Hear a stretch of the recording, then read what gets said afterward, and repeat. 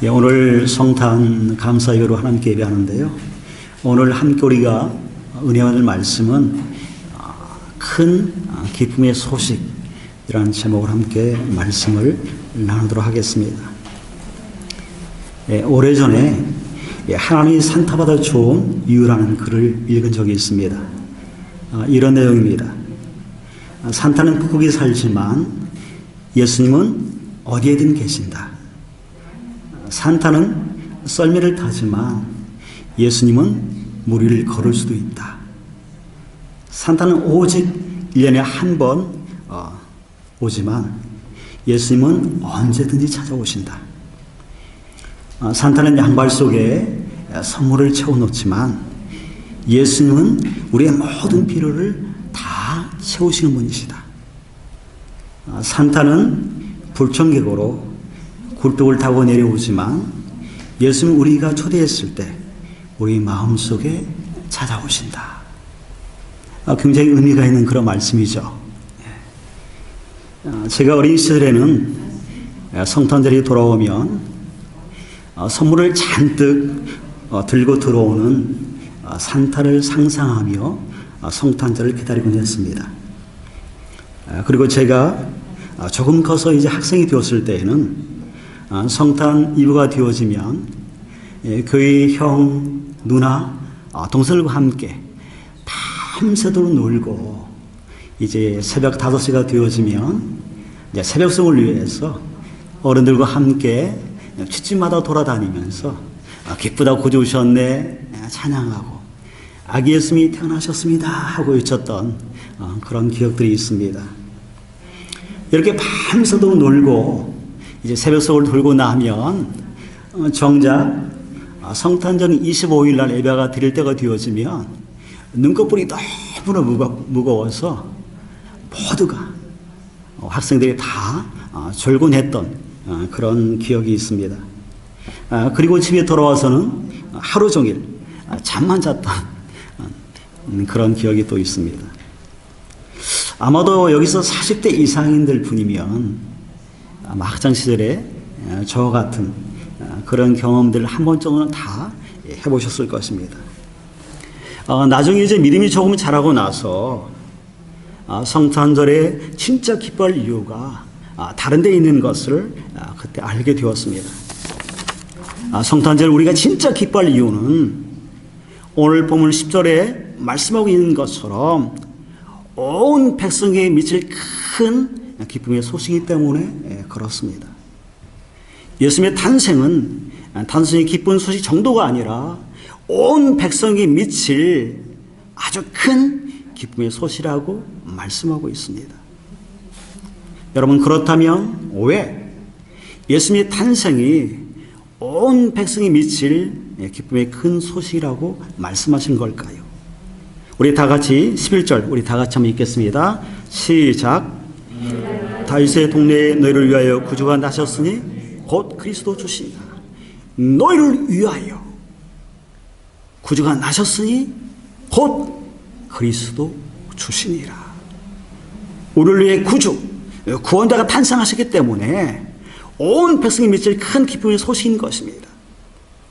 성탄절 우리가 놓치지 말아야 할 것은 예수님이 우리의 구원자로 이 땅에 오셨다는 사실입니다. 이것이 성탄이고 이것이 기쁜 소식, 복인 것입니다.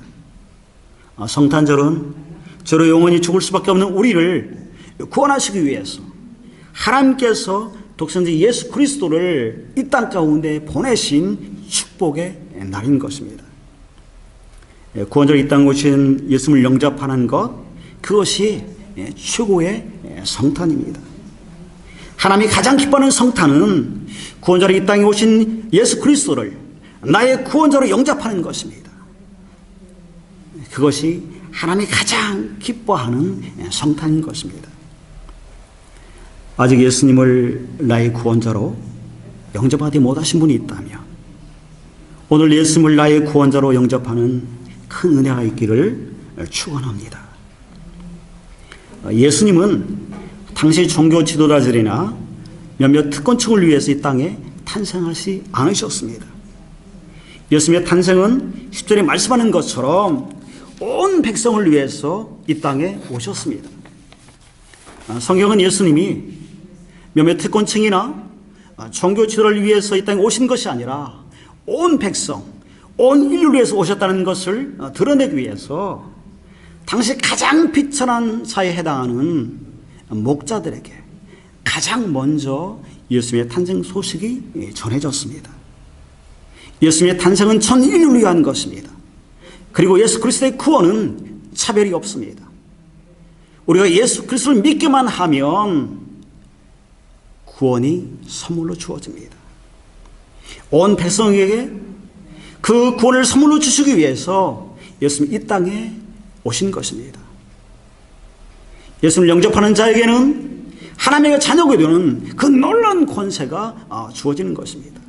이런 놀라운 축복이 저와 여러분에게 있기를 소망합니다. 그리고 하나님의 자녀인 여러분을 통해서 온 세상에 기쁨의 좋은 소식이 전해지길 축원합니다. 성탄절 우리에게 또 중요한 것은 예수님의 탄생은 하나님께는 영광이 이루어지고 땅에는 평화가 임하는 축복의 날이기 때문에 그렇습니다. 우리 다 같이 14절 같이 한번 읽겠습니다. 시작.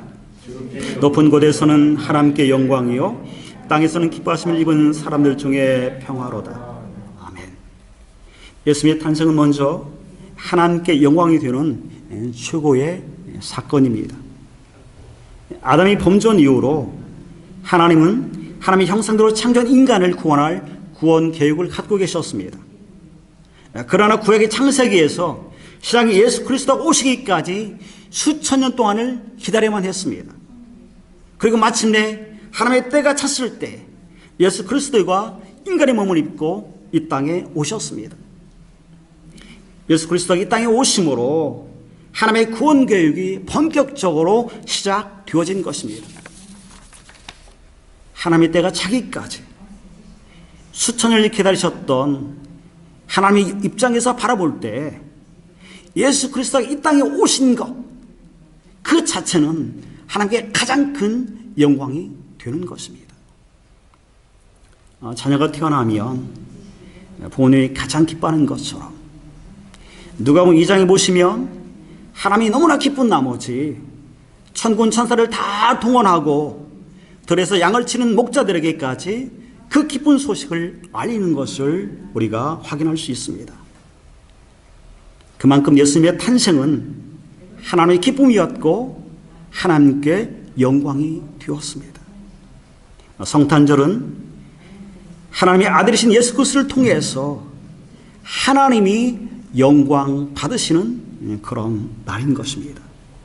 오늘 예배 가운데 오직 하나님만이 영광 받으시는 그런 예배이기를 소망합니다. 두 번째로 예수님의 탄생은 땅에 있는 사람들에게 평화가 임하는 날입니다. 14절에 나오는 이 평화는 샬롬을 말하는데요. 이 샬롬은 예수 그리스도가 이 땅에 오심으로 주어지는 평화입니다. 이 평화는 인간이 세상에 줄 수 없는 평화를 말합니다. 전적으로 또 하나님으로부터 주어지는 것, 이것이 샬롬 평화인 것입니다. 그래서 평화는 은혜이고 하나님의 전적인 선물이라고 말하는 것입니다. 예수 그리스도가 이 땅에 오심으로 하나님과 죄인인 인간 사이에 막혔던 담들이 허물어지고 하나님과 우리 사이에 샬롬 평화가 시작되어졌습니다. 평화가 헬라어로는 에이레네인데 이 말은 연결하다, 결합하다라는 그런 뜻을 가지고 있습니다. 평화는 우리가 하나님과 우리가 예수님과 하나로 연결되어지고 하나로 결합될 때 우리에게 오는 것입니다. 성탄절은 예수 그리스도를 통해 주어지는 이 평화를 우리가 확인하고 우리가 더욱더 예수 그리스도와 하나로 연결되어지고 결합되어지는 그런 축복의 날인 것입니다. 여러분에게 또한 여러분의 가정 가운데 이런 놀라운 평화가 임하길 소망합니다. 마지막으로 목자들은 천사들이 전해준 아기 예수님의 탄생 소식을 듣고 기쁨으로 반응하는 것을 우리가 볼 수가 있습니다. 목자들이 베들레헴에서 구주가 태어났다는 천사의 말을 듣고 11절에 보시면 목자들이 즉각적으로 순종하는 것을 우리가 확인할 수가 있습니다. 사실 유대인의 왕이요 인류의 구주인 그리스도가 당시에 촌동네인 베들레헴에서, 그것도 말구에서 태어났다는 것은 누가 들어도 믿기 어려운 일입니다. 그런데 목자들은 천사의 말을 듣자마자 11절에 보시면 빨리 달려갔다라고 말하고 있습니다. 그리고 또 10절에 보시면 찾아서라는 그런 말이 나오는데, 이 말을 원어로 보면 계속해서 반복적으로 찾는 것을 얘기합니다. 다시 말하면 아기 예수님이 태어난 곳을 정확히 알지 못했기에 목자들은 아기 예수님이 태어난 곳을 찾기까지 계속해서 반복적으로 찾았다라는 그런 말입니다. 오늘날처럼 구글 앱이 있는 것도 아니라서 아마도 목자들은 밤새도록 아기 예수님이 태어난 곳을 찾았을지도 모릅니다. 그리고 마침내 찾았을 때에 천사들이 전해준 말을 요셉과 말에게 전해주고 하나님께 온전히 영광을 돌리는 것을 볼 수가 있습니다. 목자를 통해서 우리가 배울 수 있는 것은 천사들이 전해준 하나님의 말씀에 목자들의 기쁨으로 반응하고 즉각적으로 순종했다는 그런 사실입니다. 그들이 하나님의 말씀에 즉각적으로 순종함으로 목자들은 성경에서 첫 번째 성탄을 목격하는 그런 첫 번째 목격자들이 될 수 있었습니다. 그런 축복이 그들에게 주어졌습니다. 반면에 마태복음 2장에 보시면 유대인의 왕이 태어났다는 말을 듣고 헤롯 왕과 온 예루살렘이 소동하는 것을 우리가 볼 수가 있습니다. 그리고 당시 대제사장들과 서기관들은 유대인의 왕이 베들레헴에서 태어날 것을 정확히 알고 있었음에도 불구하고 그들은 아기 예수께 경배하러 베들레헴에 가지도 않았습니다. 나중에 보시면 불행하게도 이들은 예수님을 십자가에 못 박는 그 일 가운데 그들이 앞장서게 되어지고 결국은 예수님을 십자가에 못 박는 불의의 병기로 사용되어지는 것을 우리가 볼 수가 있습니다. 여러분, 하나님을 아는 지식이 많다고 여러분 순종하는 것이 아닙니다.